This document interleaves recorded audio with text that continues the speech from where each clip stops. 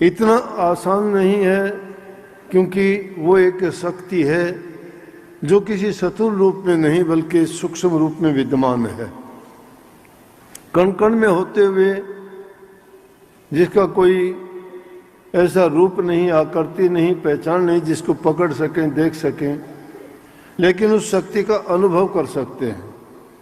और जिन्होंने खोज की उन्होंने उसका अनुभव किया।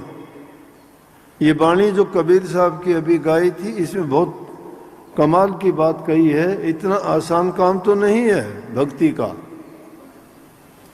लेकिन फिर भी इंसान अगर प्रयास करता है तो मुश्किल कुछ भी नहीं है उसके लिए। और जिन्होंने प्रयास किया, जिन्होंने अपना मन उनको पाने के लिए उनकी खोज में लगाया, उनको जरूर मिला। लेकिन हमारे साथ यहाँ क्या हुआ कि दुनिया के जो पदार्थों की रचना की, जो इसे माया ने खेल रचा, हम उसे खेल के चक्रव्यूह में ऐसे फंसे कि प्रभु की ओर हमारा ध्यान ही नहीं जाने दिया।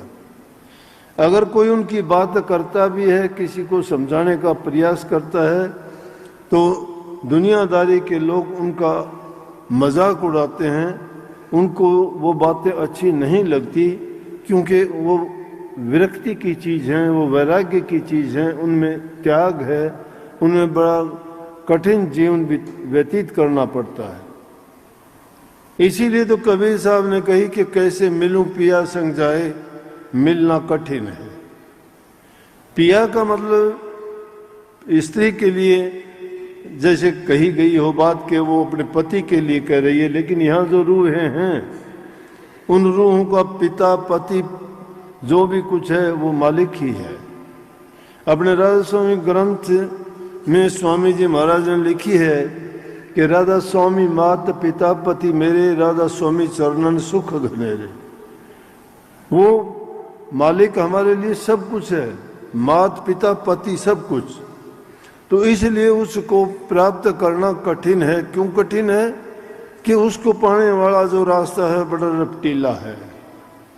उस पर जो चलते हैं तो चलते चलते फिसल जाते हैं, गिर जाते हैं। और गिरने का कारण कि संसार में जो रचना की गई है इसे जीव के रास्ते में बाधा डालने के लिए, वो सब माया का खेल है। माया ने ऐसे जो जिस तरह भी फंसा उसके लिए वैसा ही फंदा उसने बना दिया। किसी को लालच में, किसी को काम में, किसी को अहंकार में, और उन चीज़ों में जिसको वो चीज़ें प्राप्त हो गई उन्होंने प्रभु का नाम लिया ही नहीं। और जिन्होंने प्रभु के नाम में मन लगाया उनके सामने दुनियादारी की चीज़ें मिथ्या हो गई सब। वो सारी की सारी चीज़ें उनके लिए कोई मायने नहीं रखती। क्यों नहीं रखती थी? कि उन्होंने ये पा लिया कि ये जो संसार के पदार्थ हैं एक दिन इनको छोड़ के ही जाना है। ये सब के सब निर्गुण हैं, इनमें कोई गुण नहीं है। हाँ, रहते हुए इनका उपयोग कर सकते हैं, हमारे जीवन के लिए जिन चीज़ों की आवश्यकता है उनका उपयोग करें, लेकिन वो भी एक ज़रूरत के मुताबिक। अगर ज़रूरत से ज़्यादा हमारे अगर तृष्णा बढ़ जाती है, इच्छाएं बढ़ जाती हैं, कामनाएं बढ़ जाती हैं, वही चीज़ें हमें गिरा भी देती हैं। फिर इंसान उस रास्ते से भटक जाता है जिसके लिए इंसान का जीवन मिला था।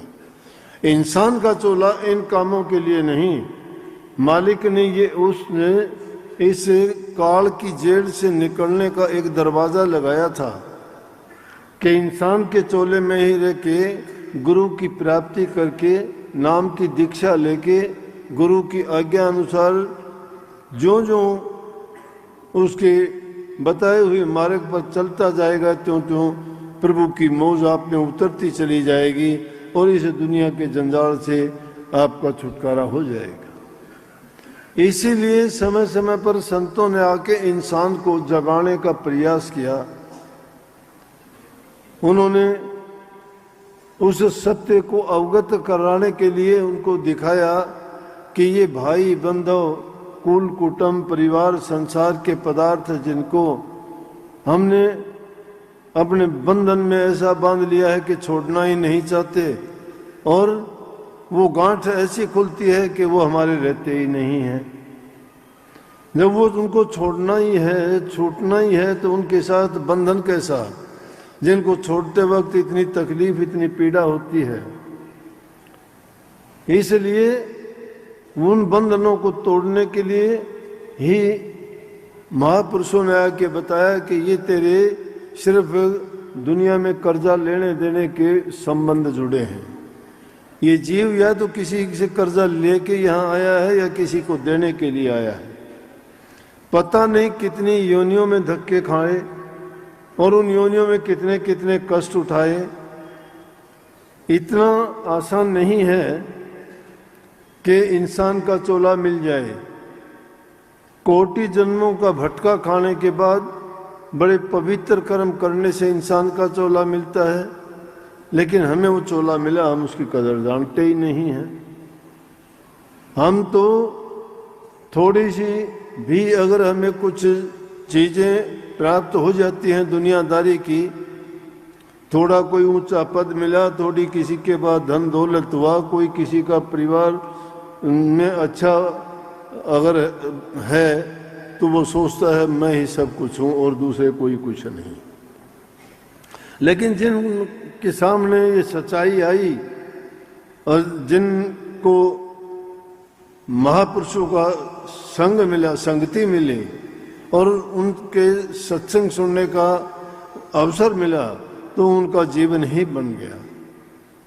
चाहे वो कोई भी युग रहा हो, और उन युगों की कहानी देखोगे तो उनमें जो जो आदमी हुए, उन्होंने ये सिद्ध करके भी दिखाया कि उन भक्ति करने वालों के तो आज तक नाम प्रसिद्ध हैं, लेकिन और दूसरे लोग हुए उनको कोई जानता ही नहीं है। लेकिन प्रभु से प्रेम जब हुआ इंसान का, तो ही वो बात बनती है। अब कबीर साहब ने जो ये कही कि इसमें वो इतना ओखा रास्ता है कि जिस पर चलना इतना आसान होता तो सभी चल लेते। वो ओगट घाट है, रपटीली है। ओगट माने टेढ़ा मेढ़ा, जिसमें बहुत बाधाएं हैं। और रपटीला क्यों है कि कदम कदम पर गिरने की उनमें संख्याएं बनी रहती हैं, जब तक इंसान सचेत नहीं रहता। क्यों कि माया अपना दाव लगाए बैठी रहती है। जब भी थोड़ा सा भी इंसान में देखता है कि ये विचलित हुआ और वो ऐसा गिराती है, फिर उसमें उठने की हिम्मत नहीं रहती। उसको फिर बहका के ऐसा डालते हैं कि नीच गति में ले जाते हैं। और जिसके पल्ले प्रभु की भक्ति नहीं है, तो वो इंसान कैसा है, जिस प्रकार से कितने ही अच्छे व्यंजन क्यों न हो, अगर थोड़ा सा उसमें नमक ना हो तो वो नमकहीन, स्वादहीन चीज़ बन जाती है। उस नमक के कारण जिस प्रकार सारे व्यंजन रसहीन है, उसी प्रकार इंसान के जीवन में अगर भक्ति नहीं है, गुरु नहीं है, नाम नहीं है, तो समझो कि वो भी उसी प्रकार से उस व्यंजन के समान है। चाहे वो कितना भी अच्छा क्यों ना हो, लेकिन उसका कोई महत्व नहीं। इसलिए भक्ति करना, मालिक की बंदगी करना, उनको याद करना इंसान के शुद्ध विचार बनाता है, मन को पवित्र करता है। और पवित्र मन और शुद्ध विचारों वाला ही इंसान प्रभु की मौज को प्राप्त करता है। नहीं तो वो दुनियादारी में काल अपना जो खेल खेलता है, उसके जंजाल से ये जीव नहीं निकल पाता। और वो रपटीली राह है, उसको कैसे उस पर पहुंचा जाए, कि किस प्रकार से। कबीर साहब के समय की खुद की ऐसी बात है कि वो ना तो ज्ञानियों का रास्ता है, ना ये धनवानों का है। कर सकते हैं, सबके लिए सुलभ है, लेकिन अगर कोई चाहे तो उसके लिए आदमी को शुद्ध मन और शुद्ध पवित्र विचार ही चाहिए।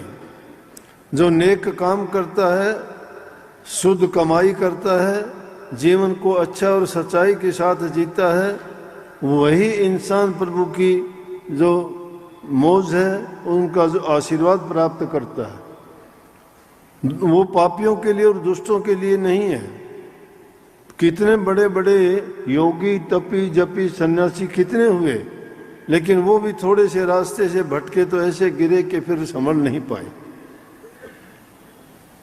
जब रामचंद्र जी लंका को जीतने के बाद में आए और दोबारा से जब अयोध्या का राज संभाला तो विभीषण को लंका का राजा बना के आए थे रावण के बाद में।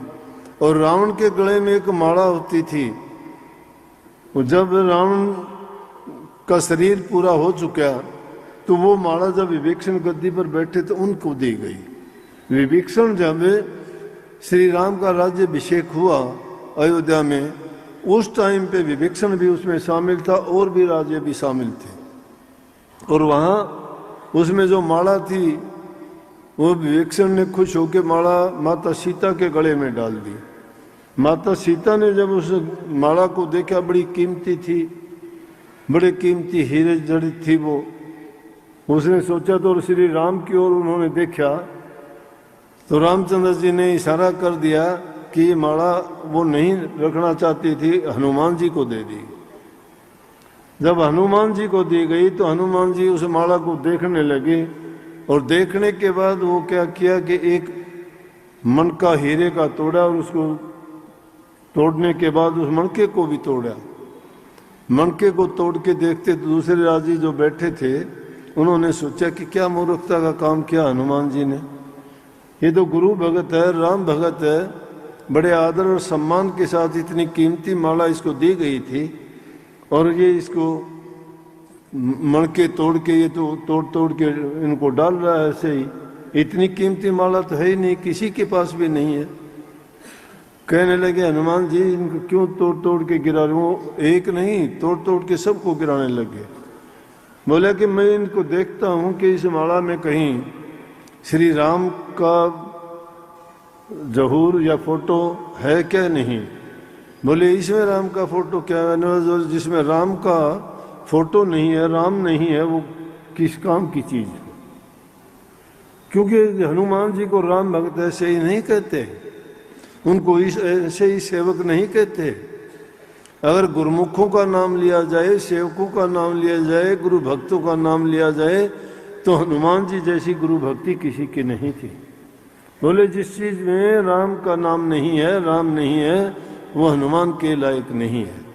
उन्होंने उसको वहीं डाल दिया कि मेरे ये माला काम की नहीं। करने लगे तो राम के कोई रोम रोम में हर जगह थोड़ा न, राम तो रोम रोम में होना चाहिए।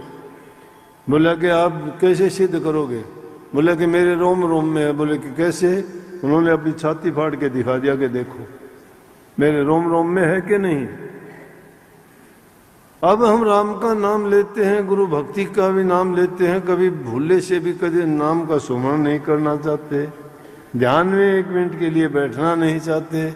नीयत हमारी खोटी है, ख्याल विचार हमारे सुधरे नहीं हैं, जो खोटे मंदे कर्म करते हैं वो छोटे नहीं हैं। मोहर जरूर लग गई है कि हमें गुरु के पास जाते हैं, सत्संग में जाते हैं, नाम दीक्षा हमने ली है, सारे काम करते दिखाई देते हैं। है क्या इंसान में? जो खोटे कर्म, पाप कर्म, विचार तो हमारे हैं दुष्टों वाले, नाम सत्संग का करते हैं, दूसरों को उपदेश करते हैं, क्या है हमारे पास? अरे शुद्ध विचार जिसके नहीं है, प्रभु तो शुद्ध विचारों का ही नमूना है। जिसके ख्याल पवित्र है, मन शुद्ध है और हृदय से जो पवित्र है, सच्चा है, तो समझो कि उसके अंदर प्रभु विराजमान है। वो उसको देखने की जरूरत नहीं है। जब वो उसी का रूप जब हो गए हैं तो देखेगा क्या उसको? उसके अंदर घुल मिल जाना ही भक्ति है। भक्ति एक की होती है, एक प्रभु ही है, एक ही सत्य नाम है। उस सत्य नाम को तो जानते नहीं, इसलिए देखा देखी के रास्ते पे जब चल पड़ते हैं तो उसमें क्या करते हैं? झूठ बोलना शुरू कर देते हैं। झूठ का और भक्ति में सत्य का क्या मान? जिसको सत्संग कहते हो, सत्य गुरु के पास जाते हो, सत्य नाम का जाप करते हो, वो तो सारे सत्य के सत्य हैं और हम उसे सत्य की ओट में झूठ का कारोबार शुरू कर देते हैं। हर बात में झूठ, हर बात में कपट। भक्ति कहाँ रही? कबीर साहब ने ऐसे ही नहीं की। उनके पास बड़े बड़े राजे महाराजे आए, बड़े बड़े दीन दुखी आए। वो वैद्य डॉक्टर हकीम नहीं थे, लेकिन जिसके पास प्रभु का नाम होता है उसके पास सब कुछ होता है। जो भी उनके पास आता था उनको अगर वो एक बार भी दृष्टि भर के देखते थे और मन से उनको एक बार भी कोई भी वचन कह देते तो बीमारी होती, बीमारी से निवृत्ति मिल जाती। ज्ञानी ध्यानी उनके सामने कोई नहीं टिक पाता था। उनको जंजीरों में बांध के गंगा जी में बहा दिया गया, फिर भी जंजीरें पता नहीं कहाँ की कहाँ टूट गई, जल के ऊपर तैरते हुए आ गए। कौन सी शक्ति थी? जो ये नाम ऐसी शक्ति है कि इंसान को बड़ी से बड़ी मुसीबत से उबार देती है, निकाल लेती है। लेकिन सच्चाई हो जब ना, उसी कबीर साहब के साथ में कितने लोगों का टकराव हुआ, कितने लोगों ने उनके साथ, साधुओं ने, सन्यासियों ने, राजाओं ने, मुल्लाओं ने, सब ने उनके साथ में आके शास्त्रार्थ करने की कोशिश की, शास्त्रार्थ किए उन्होंने। सर्वजीत नाम का एक पंडित बड़ा विद्वान पढ़ लिख के आया। ये उसी संदर्भ में कह रहा हूँ। कबीर साहब कहते हैं ना कि वहां पर इतनी राह रपटीले कदम नहीं टेक सकते। वो रास्ता ज्ञान का रास्ता है। उस ज्ञान के मार्ग पर चलने के लिए अपने आप को उसके लायक तब बनाएंगे जब इन बुराइयों से छूट जाएंगे। वो सर्वजीत वो कांसी जी पढ़ के आया, उसको हर प्रकार का ज्ञान था, बड़ा अहंकार हो गया। उसने बड़े बड़े विचारवानों को, बड़े बड़े जो विद्वान थे उनको हरा दिया। शास्त्रार्थ में किसी को बोलने नहीं देता था। लेकिन और ये कह के अपना नाम उसने सर्वजीत रखवा लिया। सब सर्वजीत कहते थे, लेकिन उनकी माँ थी, वो उसको सर्वजीत नहीं कहती थी, सर्बिया कहती थी। अपनी माँ से कहने लगा, माँ दुनियादारी के लोग तो मुझे सर्वजीत कहते हैं। बेटा कैसे? कि मैंने सबको जीत लिया है तो सर्वजीत हूँ मैं। मेरे सामने कोई टिकता ही नहीं है ज्ञान में, मैंने सबको हराया है। बोली बेटा जब मानूंगी कि ज्ञान क्या है तेरा, कि जब तू कबीर साहब को इस ज्ञान में और शास्त्रार्थ में हरा देगा। बोला ये क्या मायने रखते हैं, कबीर साहब क्या जानता है, मैं जाऊंगा। उस जमाने में सवारी बैलों पे करते थे, बैल पर अपने सारे शास्त्र उस पर लाद के और चल दिए कबीर साहब से मिलने। जब कबीर साहब के पास गए और काशी जी में उसे गली में पहुंचे तो वो कमाली खेल रही थी गली में। कमाल और कमाली दो बच्चे थे कबीर साहब के। किताबों में बातें जो लिखी गई हैं, कोई उनका बेटा बेटी कहते हैं, लेकिन संतों के तो सेवक ही बेटा बेटी होते हैं। कोई सेवक सेविका कहते हैं, उनका तो बच्चा था ही नहीं, थे तो सब के सब जितनी भी संगत होती है संतों के सामने बच्चे ही होते हैं। तो वो गए और जाके पूछने लगे कि कबीर साहब का घर कहाँ है। संतों के पास रहने वालों को तो सभी को, वहाँ के तो कही है कबीर साहब ने कि संतों की कुत्ती भली और साकेत की भली ने माँ, वो नितरी कथा सुने वो चुगली करने जा। संतों की तो कुत्ती भी अच्छी है कि वहाँ कथा होती है, सत्संग होता है, वो सुनती है आराम से। और दुष्ट आदमी की तो माँ भी बुरी है, जो घर घर जाके निंदा करती है, बुराइयां करती है, चुगली करती है, दूसरे लोगों की बातें इधर उधर की लगाती है। तो संतों के पास तो रहने वाली हर चीज ही पवित्र होनी चाहिए, और है भी है, असर होता भी है। जब उससे पूछा गया कि मैं कबीर साहब के पास जाना चाहता हूं कि कबीर का घर कहाँ है, सीधी सी बात थी कि वो तो घर पूछना चाहता था, दुनियादारी का मकान जिसमें हम रहते हैं वो। लेकिन कमाली ने उसको क्या घर बताया कि आंखें खोल दी उसकी, क्योंकि मालिक भी देखता है। इंसान अगर गलती करता है, जो मालिक को याद करता है, मालिक उसके लिए हर प्रकार का ऐसा मसविदा तैयार करता है कि कदम कदम पर उसको अपना हो तो बचाता है। अगर कोई रास्ते से भटका हुआ है, उसको रास्ते पर लाने के लिए कष्ट, दुख या कोई न कोई उसके लिए रास्ता खोलता है, परीक्षा लेता है। तो ऐसा उसके जो अहंकार था ज्ञान का, विद्वता का, शास्त्रार्थ करने का, उसने तो पूछा था कबीर साहब का घर, लेकिन उन्होंने कमाली ने क्या जवाब दिया, कहने लगी कबीर का घर शिखर में जहां नहीं सलैली गैल। केस कबीर का घर तो शिखर में है जहां कीड़ी का पांव भी नहीं टिकता। इसीलिए वो रपटीली की बात कही ने और बोले कि पंडित जी आप तो बैल लाद के आए हो, आपने तो ज्ञान किताबों में बांध के रखा है, ज्ञान की सीमा नहीं है। कबीर का घर शिखर में जहां नहीं से लैली गैल, अब वहां कैसे जाओगे आप?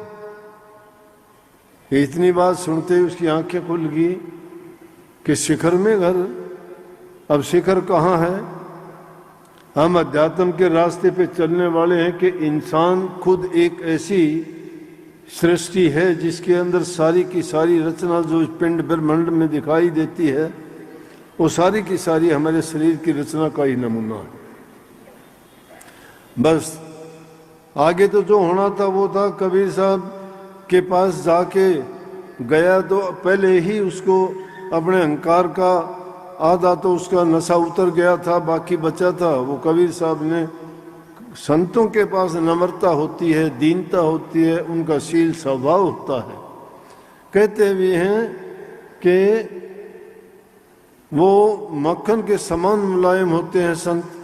क्रोध अगर करते हैं तो किसी का भला करने के लिए करते हैं, अगर कोई कटु वचन बोलते हैं तो उनको शिष्य को संवारने के लिए करते हैं, क्योंकि दुनियादारी में रहते हुए, समाज में रहते हुए जैसी संगति हम करते हैं उस संगति का असर होता है।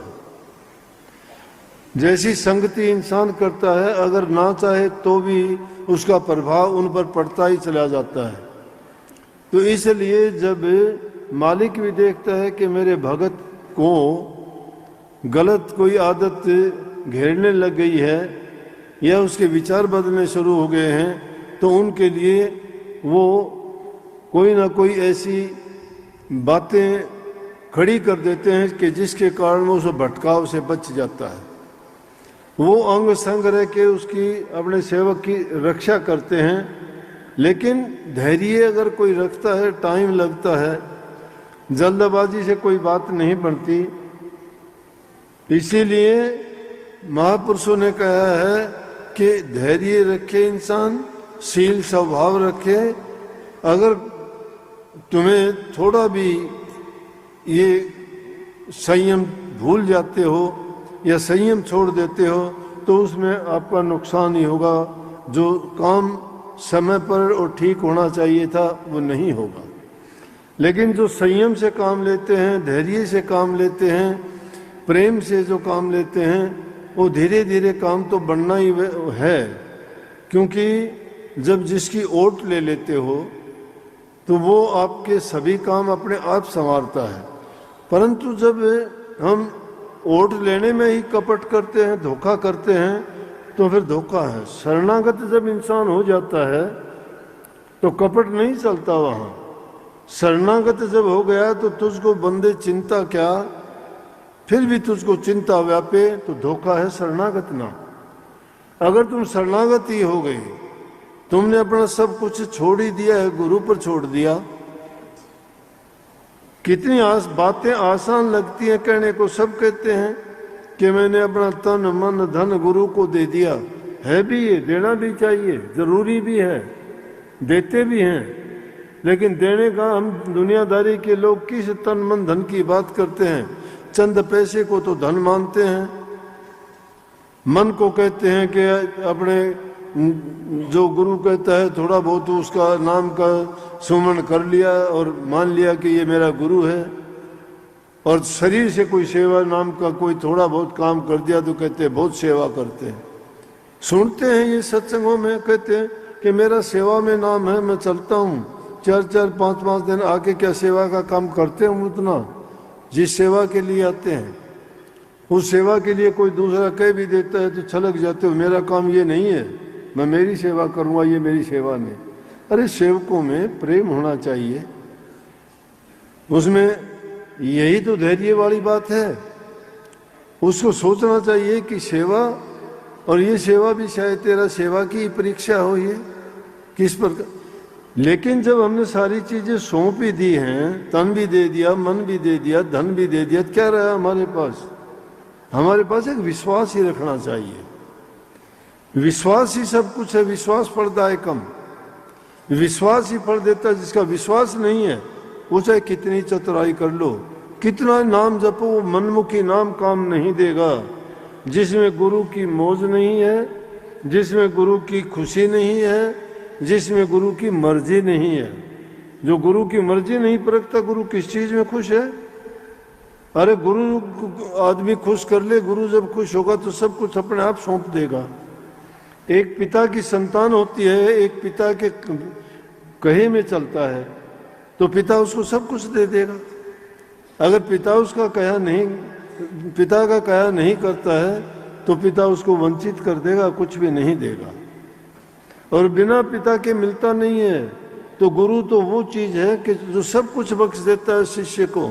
गुरु का तो सारा संसार मोहताज है, भिखारी है, सब जग मांगन हारा है, सतगुरु सा दाता कोई नहीं। क्यों नहीं सतगुरु सा दाता कोई नहीं?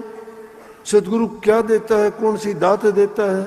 दुनियादारी के तो लोग कहेंगे गुरु के पास जाओ, जाते हैं, वो बुरी आदतें छोड़ देते हैं, बुरे काम छोड़ देते हैं, समय पर अपना काम करते हैं, कमा के खाते हैं, मेहनत करते हैं, तो उनका जीवन भी अच्छा हो जाता है, रहने सहने का तरीका बदल जाता है, उनके विचार अच्छे हो जाते हैं, घर में एक दूसरे प्यार से रहते हैं। तो दूसरे लोग कहते हैं इनको क्या मिल गया कि इनको तो गुरु ने दे दिया।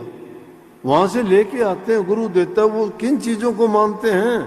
और सत्संगी कहेगा हाँ भाई गुरु की बड़ी कृपा है। बोले हाँ तेरी कृपा है तो हमें पता है जैसी कृपा है। अरे वो कृपा आप भी करवा सकते हो। गुरु कौन सी कृपा करता है? गुरु वो करता है कि गुरु की जब दृष्टि और दया हो जाती है तो वो एक पैसा भी कमाता है उसका वो 1000 रुपये के बराबर पड़ता है। क्योंकि वो ना तो नाजायज खर्चा है, उसकी कमाई भी मेहनत की सच्चाई की होती है, वो कमाई बरकत देती है। और उसके हर काम में समय पर अपने काम करेगा, जो समय पर काम करेगा तो उसकी कमाई होगी। अब टाइम पर कोई काम नहीं करता तो कभी शराब पी ली, कभी और कुछ कर लिया, किसी से झगड़ा कर लिया, कहीं अपना काम छोड़ के चल दिया, तो उसकी कहाँ से होगा? जिसके विचार सही नहीं हैं, जिनका उठना बैठना चलना संगति अच्छी नहीं है, तो उसका तो सारा काम बिगड़ जाएगा। तो ये कहते हैं कि हाँ भाई गुरु ने इसको दे दिया, पता नहीं क्या दे दिया। और कई सत्संगियों को तो देख के मैं भी हैरान होता हूँ, कईयों को देख के मैं हैरान होता हूँ कि भाई ये लोग क्या करते हैं, इनके पास इतना पैसा कहाँ से आ गया? कोई काम भी नहीं दिखता। एक आधे सत्संगियों से पूछ भी लेता हूँ भाई, बोला कि पता नहीं हमारे यहाँ तो कहाँ से आता है। बोला आपकी दया है, आपकी कृपा है। मेरा लोग तो ये कहते हैं महाराज जी दे देता है दिनोदिया, वहाँ जाते हैं ना वो दे देता है इनको। भाई वो देता तो सब कह लेते तो नहीं ना, कोई भी लेने वाला चाहिए। लेता वो इंसान है जिसका हृदय का पवित्र, हृदय का बर्तन लेने लायक है। जिसकी झोली फटी हुई होगी उसको गुरु क्या दे देगा? जो गुरु के कहे में चलता है, गुरु की आज्ञा में बरतता है, गुरु की मर्जी और मौज को परखता है, उसके कमी आएगी नहीं। ये कमी तो उनके लिए आती है जो अपने विश्वास अपने ऊपर ही नहीं है उनका, अपनी चतुराई में डूबते हैं। कौवा कितना चतुर होता है, जाके वो बिस्टे में ही चांस मारता है, उसको और चीजें नहीं मिलती क्या? लेकिन गंदगी में ही क्यों मारता है वो? उसका स्वभाव है ये। लेकिन अच्छों की संग करने से इंसान अच्छी संगति जब करता है तो उसको विचार बदल जाते हैं, संगति का उस पर प्रभाव पड़ता है।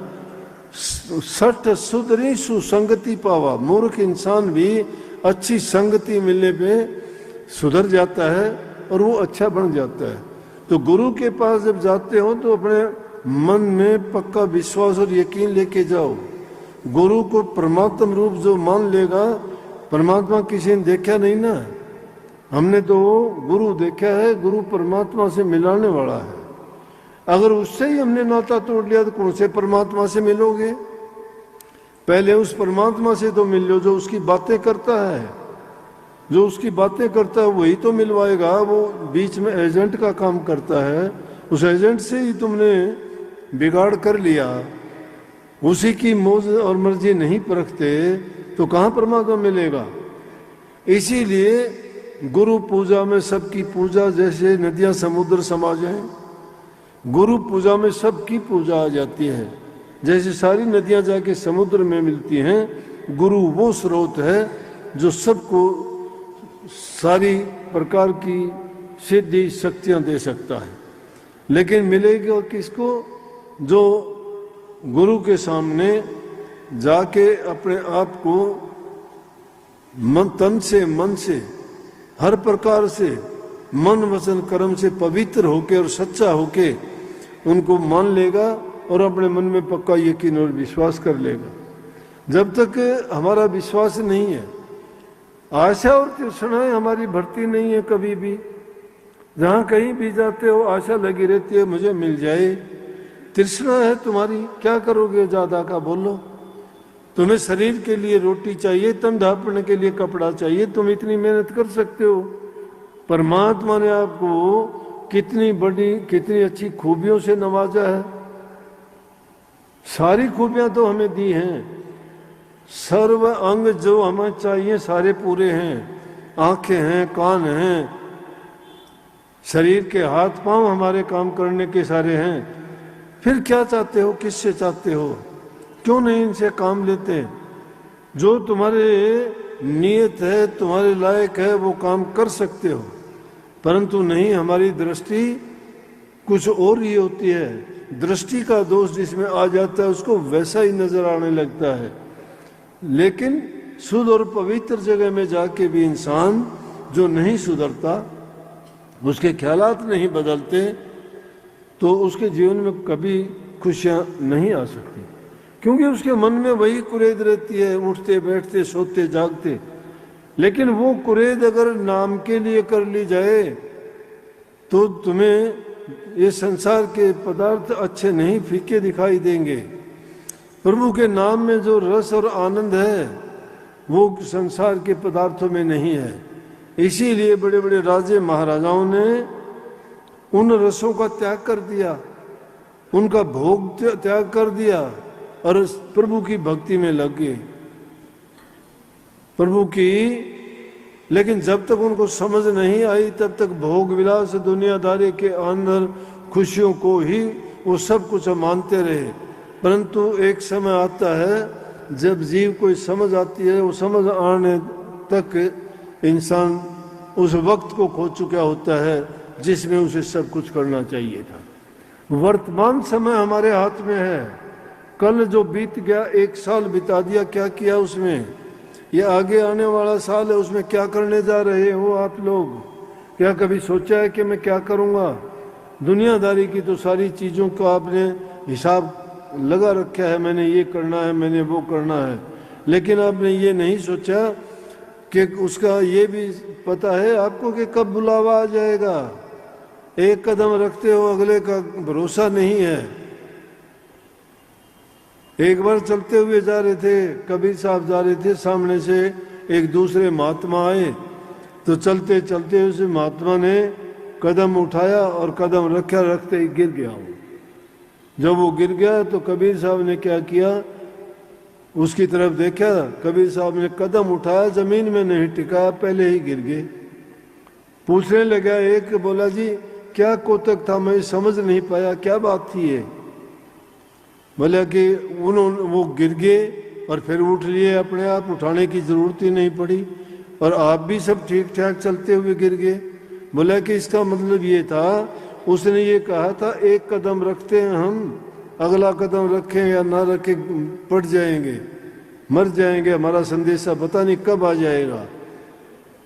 इसलिए हमें उसे मौत से, सारवतन में बाणी लिखी, मौत से डरत रहो दिन रात, एक दिन काठी बने तुम्हारी चार कहरवा ला दे जात, भाई बंधु कुटुंब कबीला सो सब पीछे रहते जात। किसकी करते हो आस, कौन देगा साथ? सब के सब यहीं छोड़ के जाओगे, रह जाओगे। 4 दिन के लिए याद करेगा कोई, 5वें दिन याद भी नहीं करेगा। ये खेल रोजाना देखते हैं लेकिन उसको याद नहीं करते, भूल जाते। कितनी भूल है इंसान की, यही भूल लगाई गई है। अरे जो काम करना चाहिए वो नहीं करते, भूल। अगर वो काम करते हैं तो इसे रोने धोने में हमें क्यों बार बार। कबीर साहब तो कहते हैं कि मैं तो डरता ही नहीं मौत से। तो कबीर साहब कहने लगे, भैया मैंने एक कदम उठा के वो नीचे नहीं रखा, उससे पहले मैं यूं गिर गया। मैंने ये कहा, अरे तूने कदम तो रख दिया था, मुझे तो इतना भरोसा भी नहीं है कि कदम उठाऊंगा तो दूसरा जमीन पे टिक पाएगा या नहीं टिक पाएगा। ये मशीन सांस के द्वारा चलती है और इसका जो से किसी को पहले पता नहीं है। तुम ज्योतिषियों के पास, पंडितों के पास, महात्माओं के पास जाके पूछते हो ना, जन्म पत्री बनवाते हो, ये बनवाते हो कि देखो बताओ इसका कर्म कैसा है, इसके क्या क्या इसके जीवन में घटित होने वाला है, क्या इसके अच्छे दिन भी आएंगे या नहीं आएंगे। और बताने वाले बहुत बताते हैं आपको, लिख के पर्चे देते हैं। क्यों भाई, परमात्मा ने एक दफ्तर खुलवा